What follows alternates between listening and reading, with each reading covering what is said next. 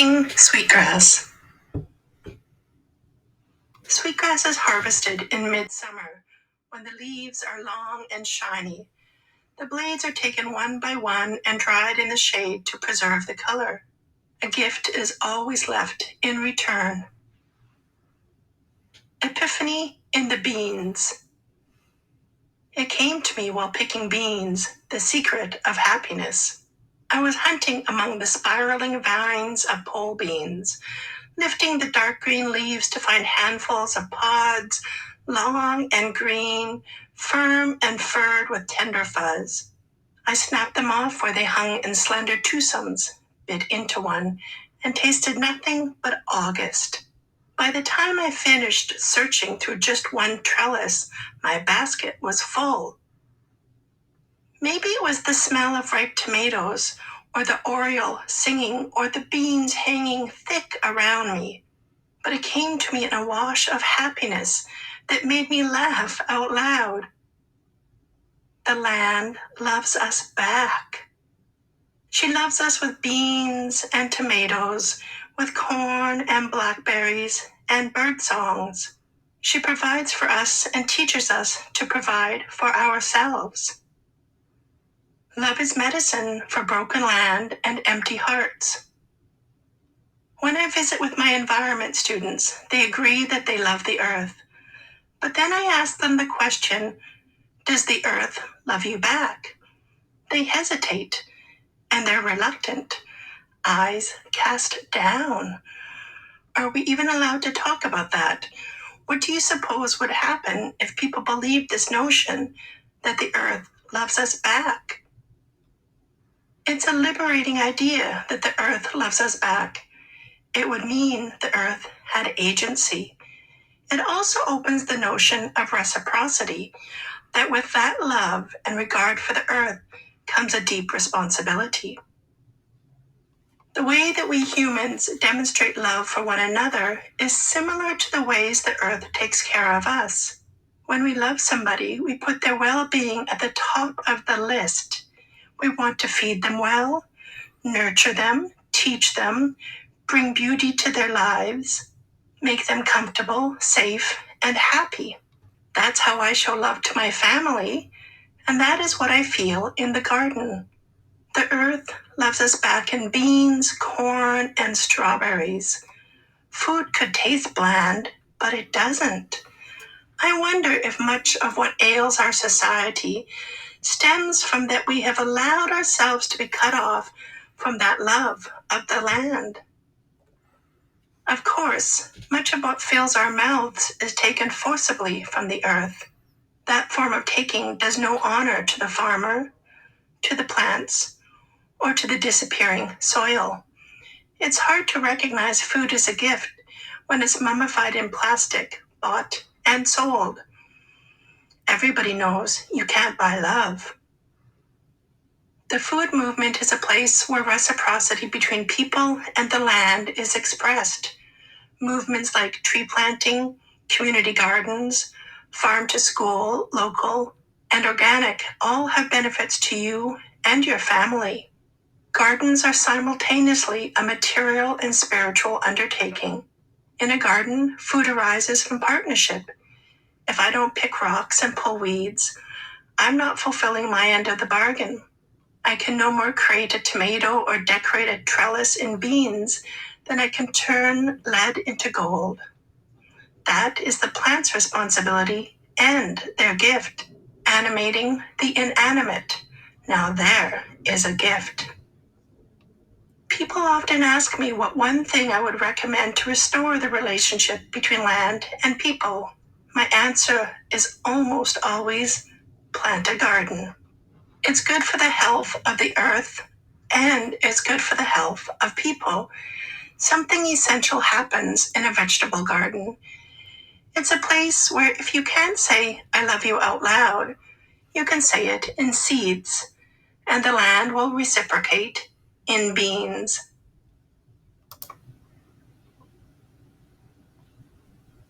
Call to action.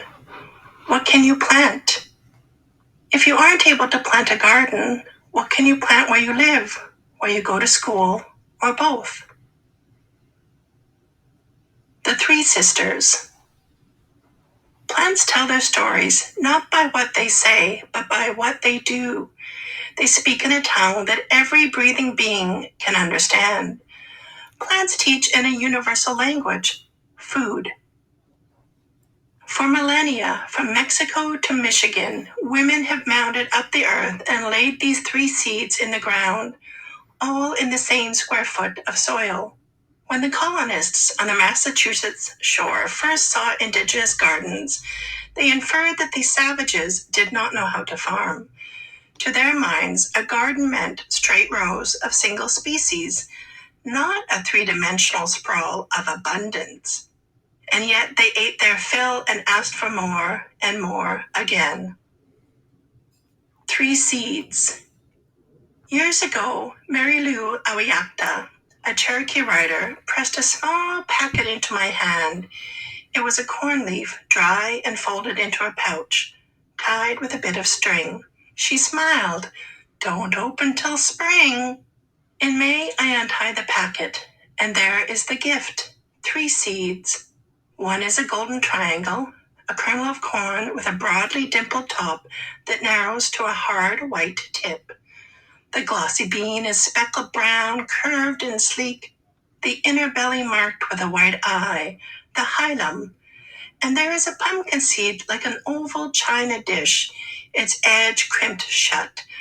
I hold in my hand the genius of indigenous agriculture, the Three Sisters.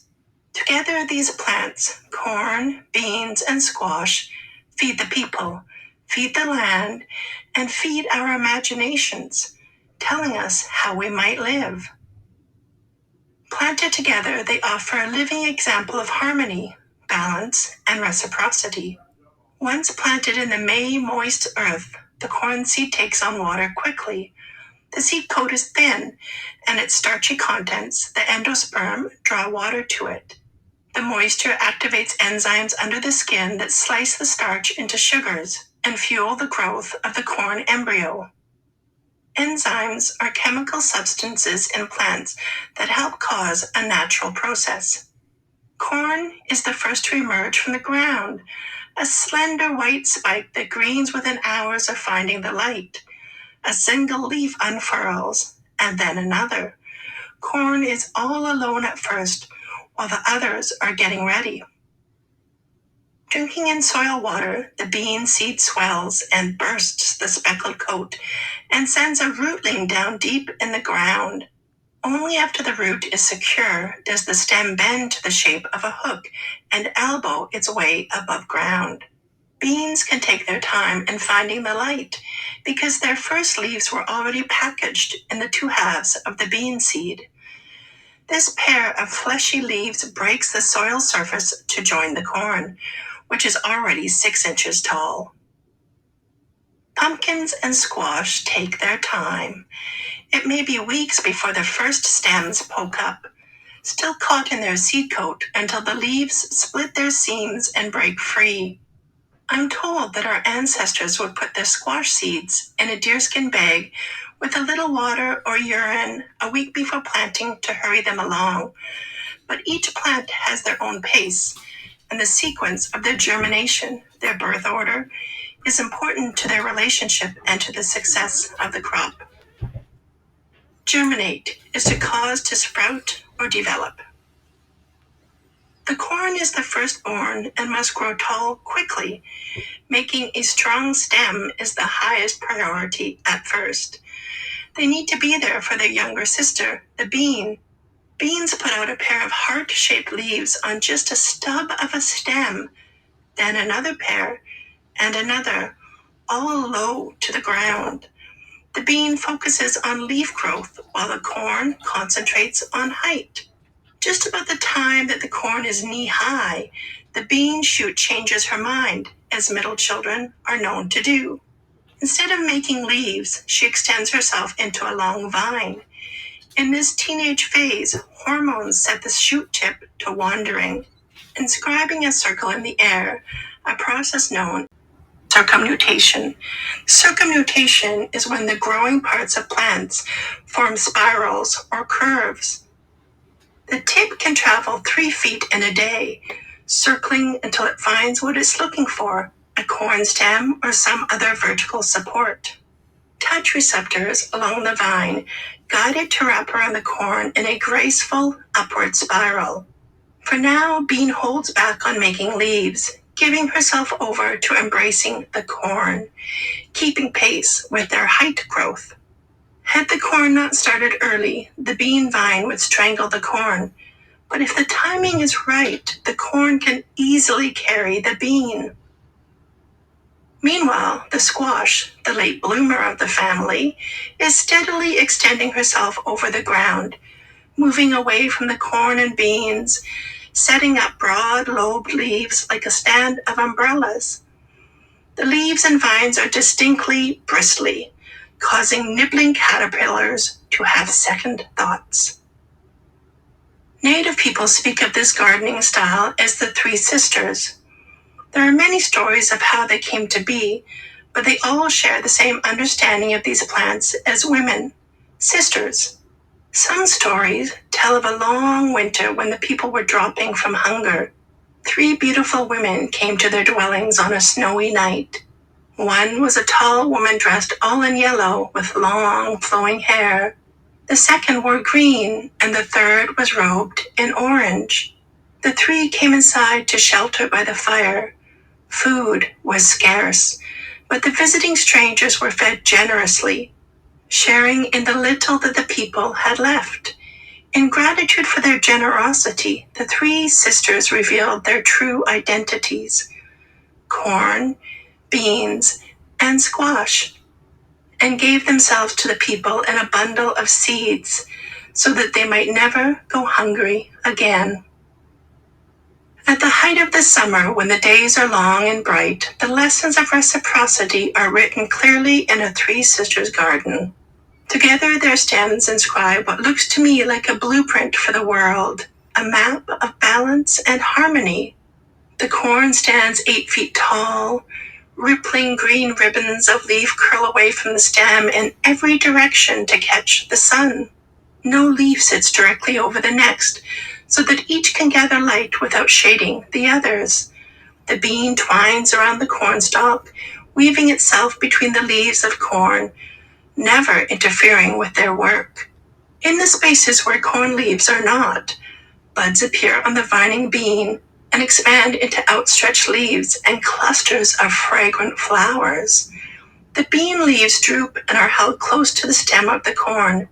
Spread around the feet of the corn and beans is a carpet of big, broad squash leaves that intercept the light that falls among the pillars of corn.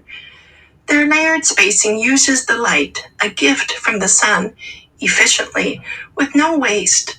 The organic symmetry of forms belongs together. The placement of every leaf, the harmony of shapes speak their message. Respect one another, support one another, bring your gift to the world, and receive the gifts of others, and there will be enough for all. By late summer, the beans hang in heavy clusters of smooth green pods. Ears of corn angle out from the stalk, fattening in the sunshine, and pumpkins swell at your feet. Acre for acre, a 3 sisters garden yields more food than if you grew each of the sisters alone. You can tell they are sisters. One twines easily around the other in relaxed embrace, while the sweet baby sister lolls at their feet, close, but not too close, cooperating, not competing. Seems to me I've seen this before in human families, in the interplay of sisters. After all, there are 3 girls in my family. The firstborn girl knows that she is clearly in charge. Tall, direct, and efficient. She creates the template for everyone else to follow. That's the corn sister. There's not room for more than 1 corn woman in the same house.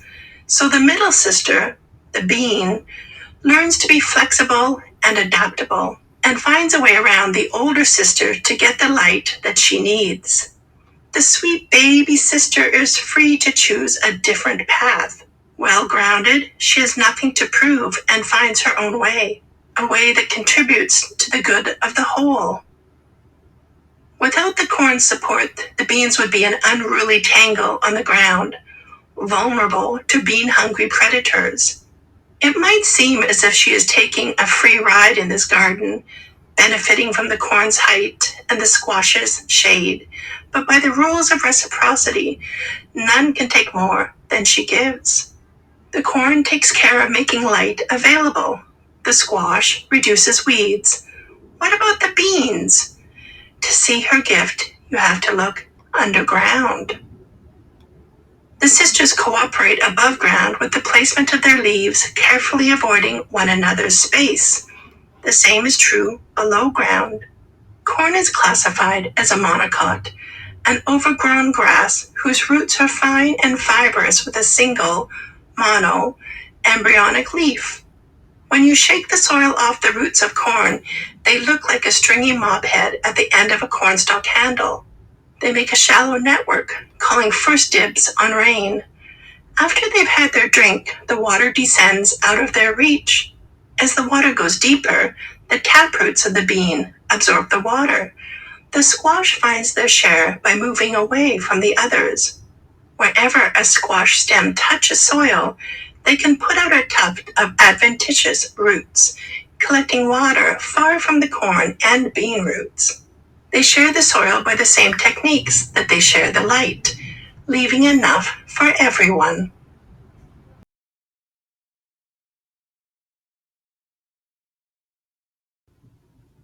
Flourishing. There is one thing they all need that is always in short supply: nitrogen. The problem is that most plants simply can't use atmospheric nitrogen. They need mineral nitrogen, nitrate, or ammonium. The nitrogen in the atmosphere might as well be food locked away in full sight of a starving person.